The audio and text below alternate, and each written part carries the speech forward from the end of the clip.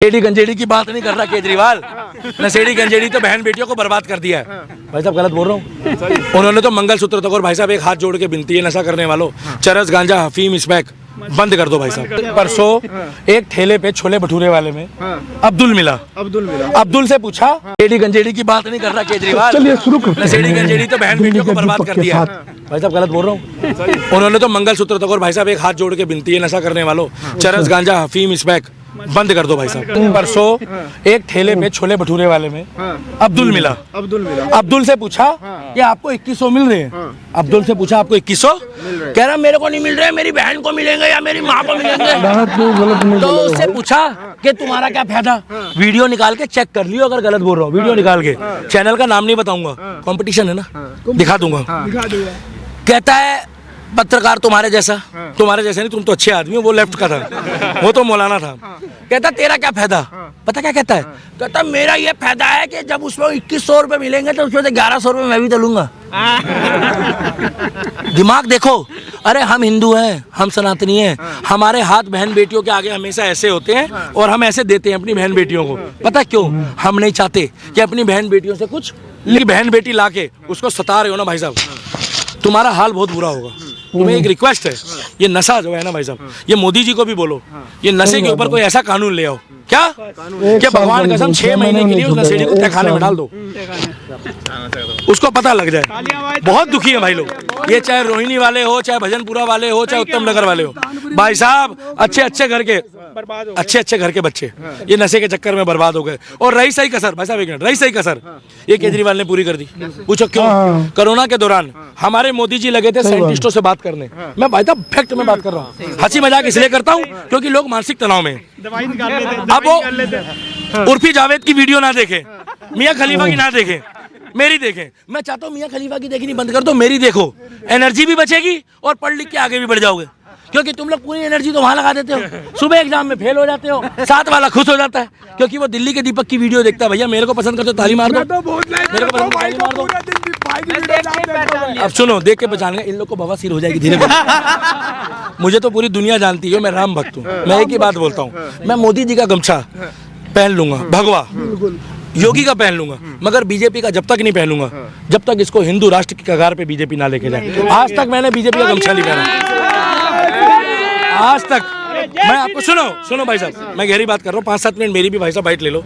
ये तो भाई साहब अकेले में तो मैं भी मिलूंगा आपको। तुमने तो केजरीवाल का गमछा पहना था। मैं बार बार बोल रहा हूँ, केजरीवाल का गमछा नहीं पहना था। जन लोकपाल बिल के टाइम पे केजरीवाल की पार्टी भी नहीं बनी थी। बताओ कहाँ बनी थी? प्रचार तो किया था। फिर वही बात अपनी गा रहे हो। भाई साहब शीला दीक्षित के पैर तो मैंने भी छुए हैं, वो स्वर्गों में है, मगर दिल्ली की मुख्यमंत्री रही है, स्वर्गों में है, उसने काम किया है। मैं बार बार बोल रहा हूँ, शीला, अगर मैं बीजेपी का होता तो भाई साहब ये तो कहते कि यार इसके नंबर काटो, ये तो कांग्रेस की, अच्छे को हमेशा अच्छा बताओ। ठीक है, कॉमनवेल्थ में घोटाला हुआ, घोटाले बहुत बड़े बड़े करे हैं, मगर आज दिल्ली में जो भी विकास हुआ है ना, चाहे थोड़ा बहुत हुआ है, ये सारा शीला दीक्षित की देन है, मदन लाल खुराना की देन है, साहब सिंह वर्मा की देन है।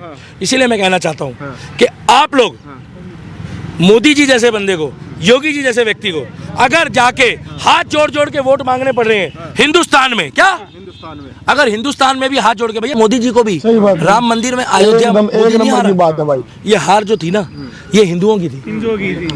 ये तो फैजाबाद की सीट हारे ना भाई साहब, अयोध्या की। ये आपको क्या लग रहा है मोदी हारा है? मोदी क्या फर्क पड़ रहा है? मोदी जी को क्या फर्क पड़ रहा है? मोदी तो तीसरी बार फिर प्रधानमंत्री बन गए। आप ये हिसाब लगा लो कि दोगले हिंदू, और वहाँ का जो एमपी है वो उसने राम का गमछा पहनने से मना कर दिया। जब उसको पहनाया तो तुरंत हटा दिया।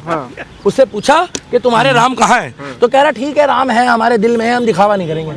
इसका मतलब अपमान कर रहे हो। मगर तुम मौलाना के साथ बैठ के वहां पर जब ऐसे कर रहे हो तब तुम्हारे को शर्म नहीं आ रही? आज दिल्ली में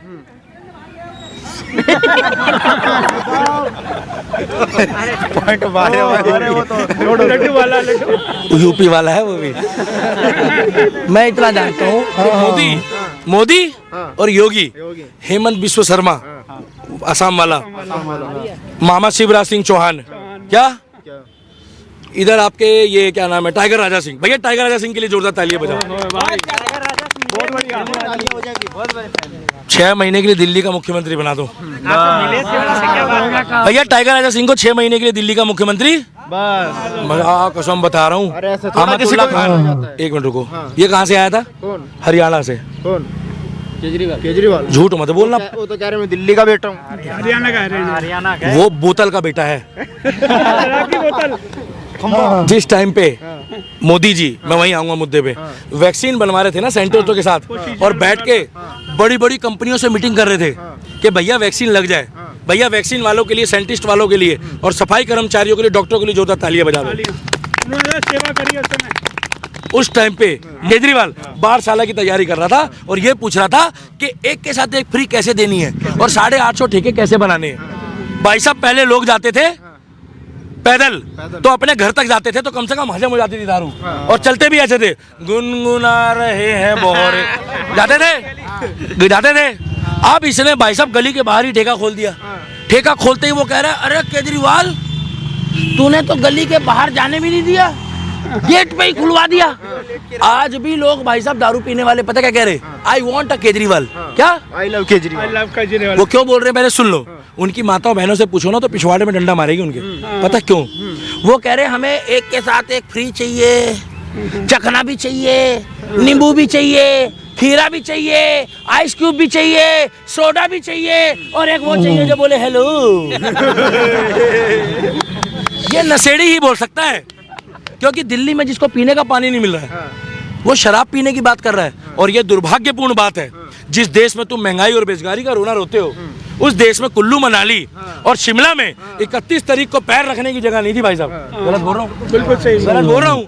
कहाँ गई तुम्हारी महंगाई? कहाँ गई तुम्हारी बेरोजगारी? कहाँ गए पेट्रोल के रेट?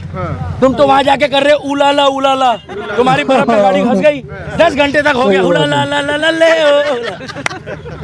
भाई साहब, अपने शहर में रहो, माँ को घुमाओ, बाप को घुमाओ, जय श्री राम, वैष्णो देवी जाओ, केदारनाथ जाओ, जय श्री राम, जय श्री राम। फैन नहीं बनो, भाई बनो।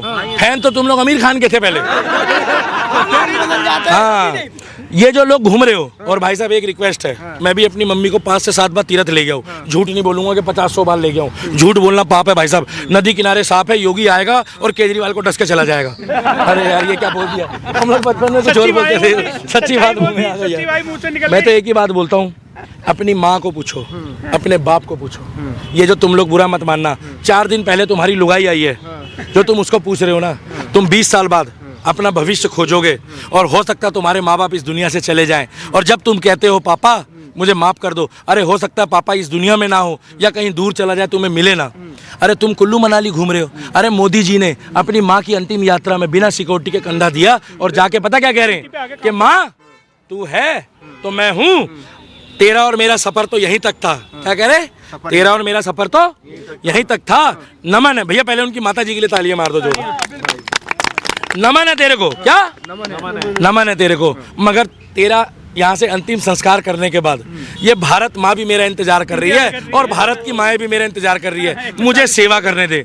अगर भगवान ना करे कांग्रेस के घर में किसी की डेथ हो जाती ना, क्या तो 10 दिन तक वो चैन ही ऊपर नीचे चैन बंद करते रहते पूरे दिन। मनमोहन सिंह जी की हुई थी, एक भी आदमी पैदल नहीं गया उससे। पैदल नहीं गया। राहुल गांधी ऐसे टाटा 407 में बैठ के ना और ऐसे ऐसे चल रहा, चलो रे ऐसे बैठ गया। अरे मोदी जी पैदल चल रहे, ठीक है, नेता विपक्ष का था, यासिर मलिक के साथ फोटो खिंचाई है, कश्मीर में लाल चौक पे झंडा नहीं लहराने दिया, मनमोहन सिंह के टाइम की बात कर रहा हूँ, मगर नेता था, देश का पूर्व प्रधानमंत्री था।